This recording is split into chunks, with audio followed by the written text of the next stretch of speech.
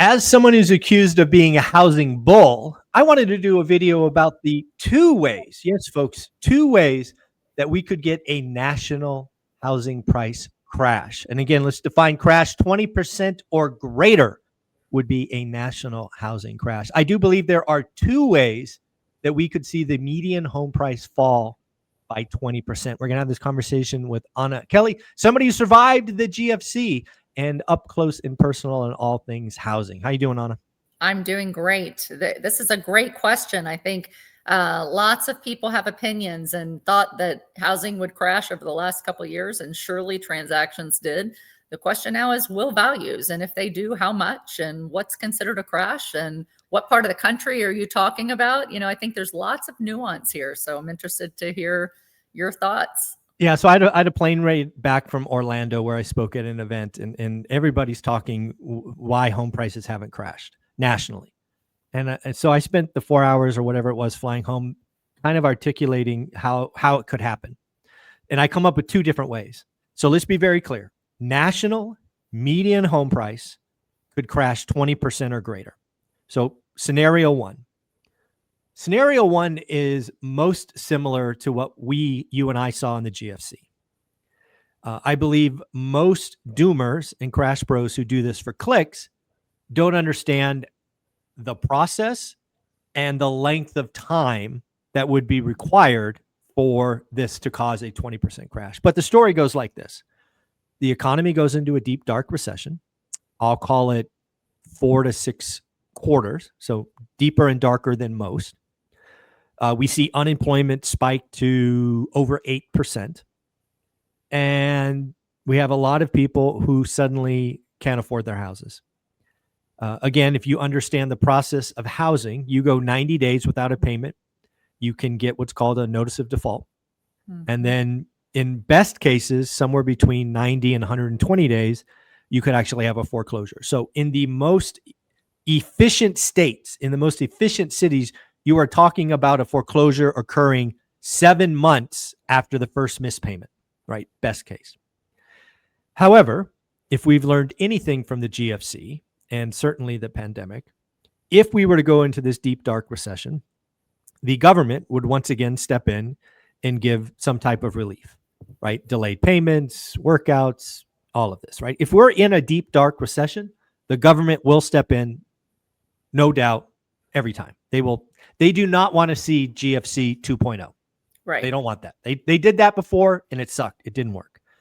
However, what would happen, in my opinion, is if a deep, dark recession, or dare I say depression, occurs for a year and a half, maybe goes out to 2 years, we will start to see foreclosures actually occur, right? Banks will eventually stop extending and pretending. Mm-hmm. You can't do this forever. So probably at the year mark of this deep, dark recession / depression, foreclosures start to rise. Mm-hmm. And probably rise substantially. And as you know, once those start to happen in greater numbers, they go from today 2% of the market to say 30% of the market.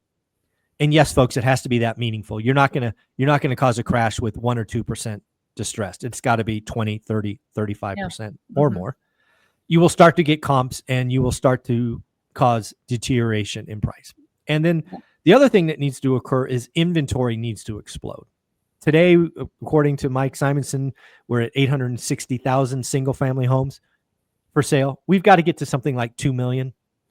30% of those, so 600 grand, have to be foreclosures or short sales. It's got to be that distorted. Right. So the first way we get a national housing crash is a horrible economy that lasts years. Banks do what they do, but it doesn't work. It can't save. Inventory doubles or triples. And then we start to see price degradation. So in my world, in scenario number one, home prices at the national level don't see really big hits until late 26, but probably 27. So the deep, dark, painful value price, because again, there's this thing called price elasticity. Yes. I don't think we see any degradation, meaningful national degradation until 2027. How's that scenario play out? What do you think?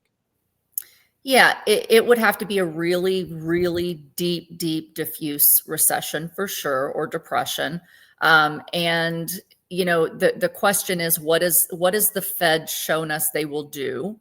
What does the administration tell us that they would do? So one of the issues is yes, in terms of prices right now, home ownership is out of reach for a lot of people that don't yet own them. However, those that do own the homes, the vast majority, and the numbers keep changing, but the vast majority have significantly lower interest rates than what we will ever see again, unless we do have a really, really deep, diffuse, meaning very broad across all sectors, Yep. recession or a depression, something like the GFC.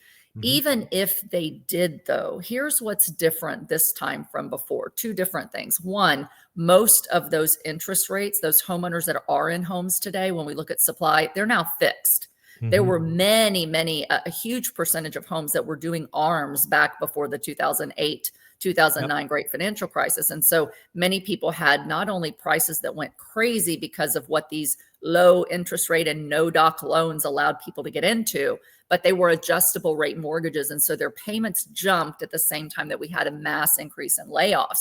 We won't have that similar situation today because most of these loans are fixed. Not only are they fixed, but they're fixed at these historically extremely low rate. I mean, Michael, my house is 2.3%. My second home is 2.6%. Lots and Wow. lots of people have interest rates below inflation today, Yeah. right? And Yeah. so Yeah. they would be crazy to stop making their payment on their home. They would stop.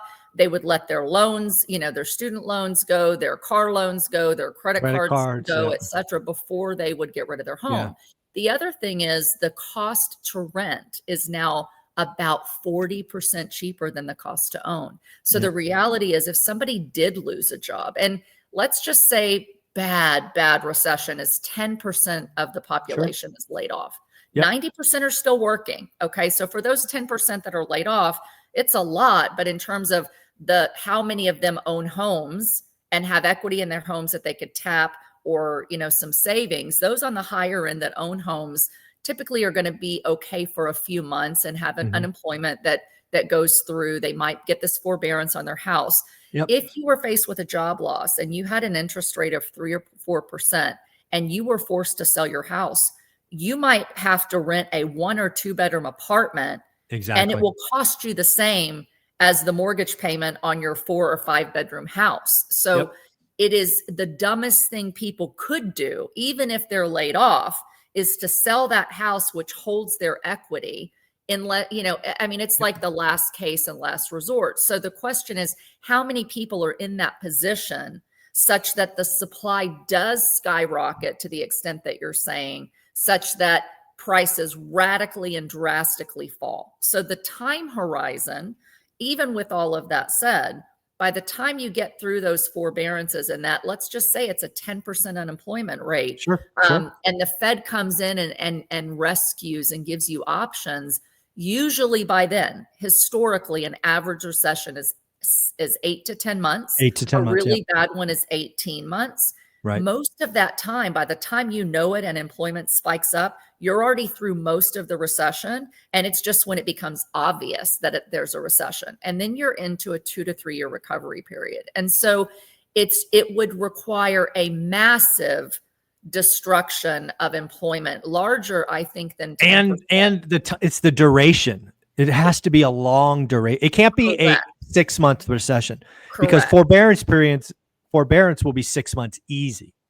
So Easy, or even a year if they go yeah. back to doing things like COVID did. And Yeah. with the administration coming out and saying, we're really concerned about housing, we're really concerned about unaffordability.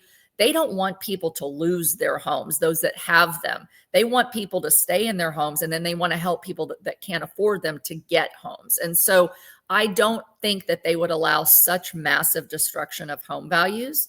Now, some could argue that would make it more affordable, but at what risk to the overall economy? So I don't believe, to your point, I like this. I like what you're laying out. And with all these things said, I don't believe you're going to have a massive decline in home prices very quickly, like we did from 2006 down to, to maybe 2011, 2012, as that rolled out. I think that there's enough strength and enough reasons that it's too unaffordable to let your house go, versus renting, that people will hold on to that house, and that's going to keep supply constrained. Yep. Now, when we say over and over, housing is very local and regional. It's not really one national housing market. We like to look at it that way, but the reality is it still all comes down to supply and demand. Everything is supply and demand. So you look at, yes, I want to pick Florida, for example.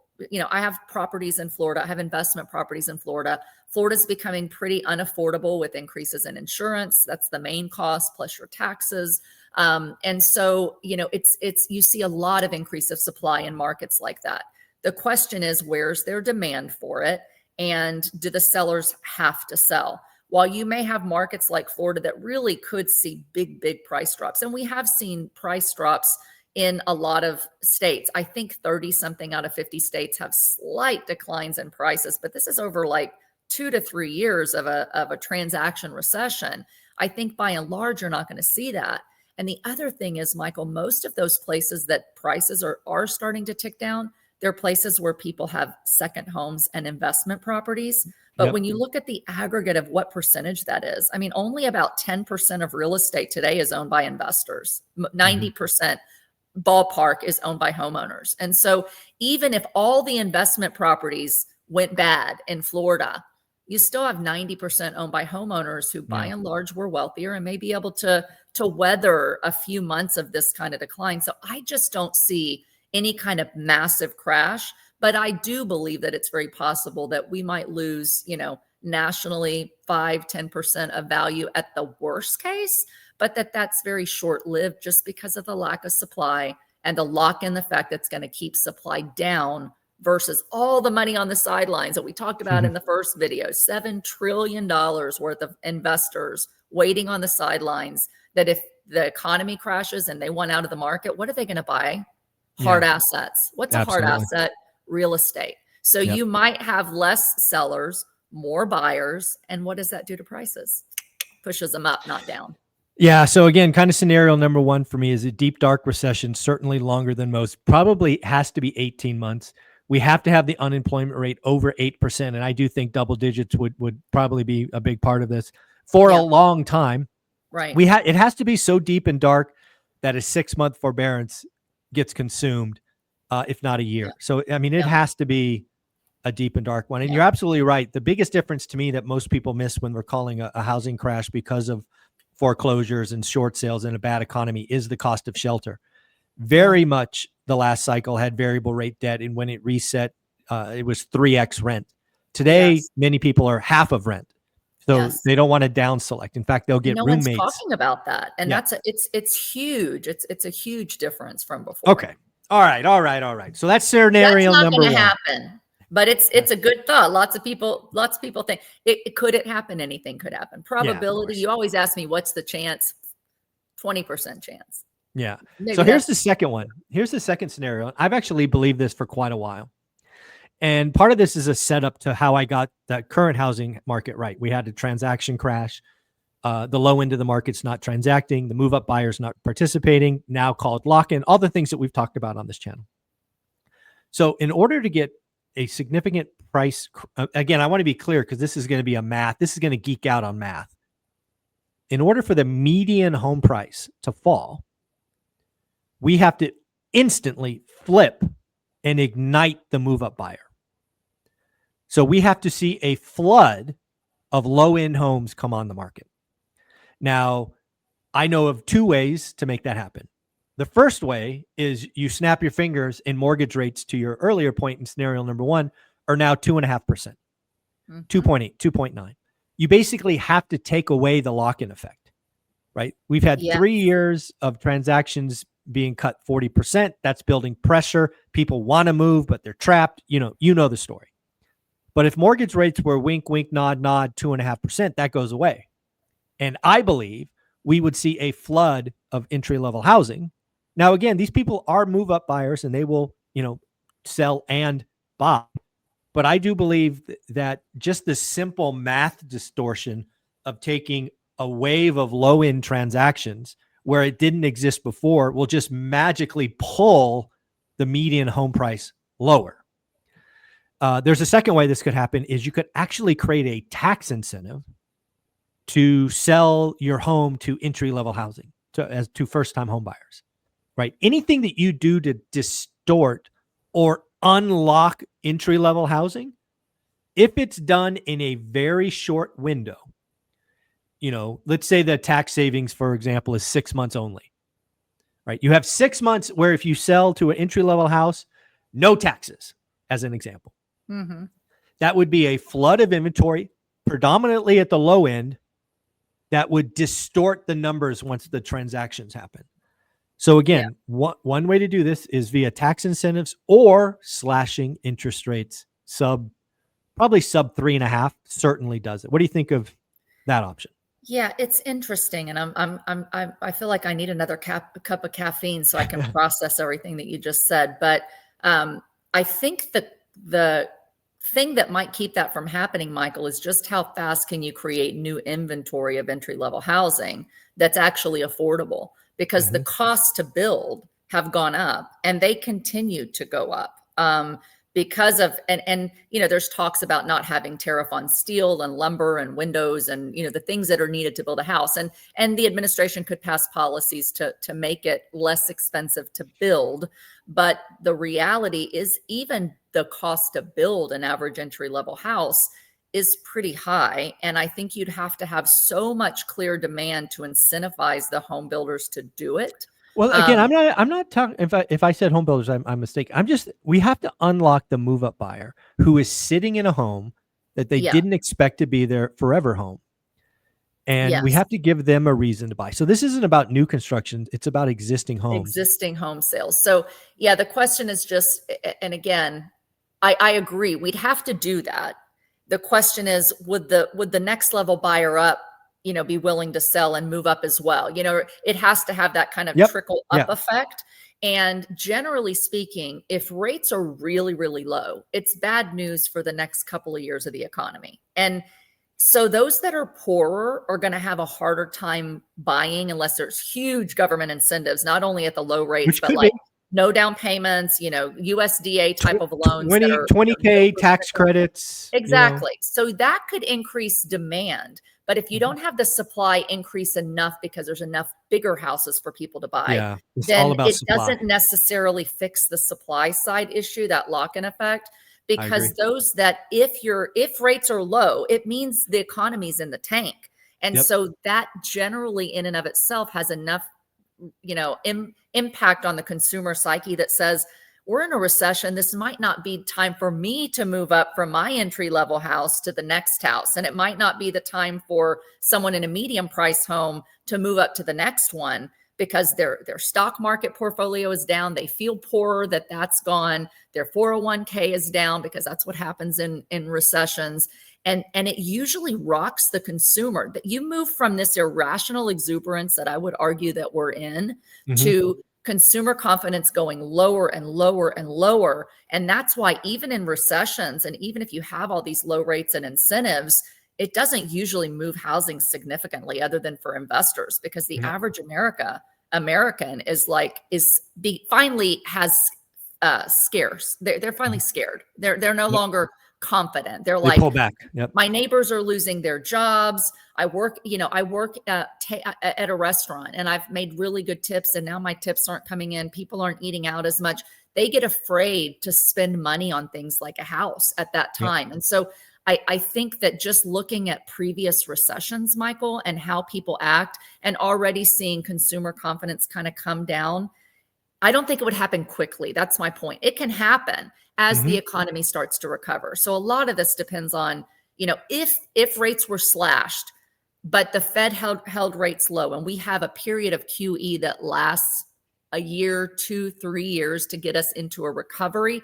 It's when you get into that later part of that recovery, year 2 or year 3 after a recession is declared, that people are like, okay, I can breathe again. So maybe in that point, we start to see some of that move up, but I just don't think it happens broadly and rapidly enough to cause that to happen.